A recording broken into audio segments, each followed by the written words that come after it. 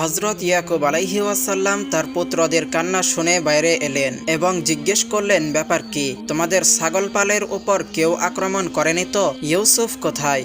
তখন ভাইরা যা বলল তা পবিত্র কুরআনে এভাবে ব্যক্ত করা হয়েছে। তারা বলল, হে আমাদের আব্বা, আমরা দৌড় প্রতিযোগিতা করতে গিয়েছিলাম এবং ইউসুফকে আমাদের আসবাবপত্রের কাছে রেখে গিয়েছিলাম, তখন তাকে নেকড়ে বাঘে খেয়ে ফেলেছে।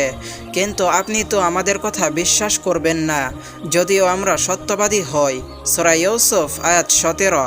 ইউসুফ আলাইহি ওয়াসাল্লামের ভাইরা তার জামায় কৃত্রিম রক্ত লাগিয়ে এনেছিল, যাতে পিতার মনে বিশ্বাস জন্মাতে পারে যে বাঘই তাকে খেয়ে ফেলেছে।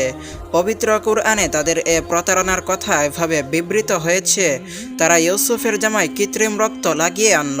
সূরা ইউসুফ আয়াত 18। কিন্তু আল্লাহ তাআলা তাদের মিথ্যা ফাঁস করে দেওয়ার জন্য তাদেরকে একটি জরুরি বিষয় থেকে গাফেল করে দিয়েছিলেন। তারা যদি রক্ত লাগানোর সাথে সাথে জামাটিও ছিন্ন করে দিত, তবে তারা ইউসুফকে বাঘে খাওয়ার কথাটা বিশ্বাসযোগ্য করাতে পারত। কিন্তু তারা অক্ষত জামায় ছাগল ছানার রক্ত মাখিয়ে পিতাকে ধোঁকা দিতে চাইল। ইয়াকুব আলাইহি ওয়াসাল্লাম অক্ষত জামা দেখে বললেন, বাছারা, এ বাঘ কেমন বিজ্ঞ ও বুদ্ধিমান ছিল যে ইউসুফকে তো খেয়ে ফেলেছে, কিন্তু জামার কোনো অংশ ছিন্ন হতে দেয়নি।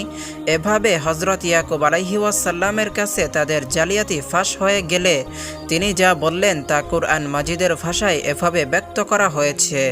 ইয়াকুব আলাইহি ওয়াসাল্লাম বললেন, এটা কারণই নয়, বরং তোমাদের মন তোমাদেরকে একটা কথা সাজিয়ে দিয়েছে। সুতরাং এখন পূর্ণ ধৈর্য ধারণ করাই শ্রেয়।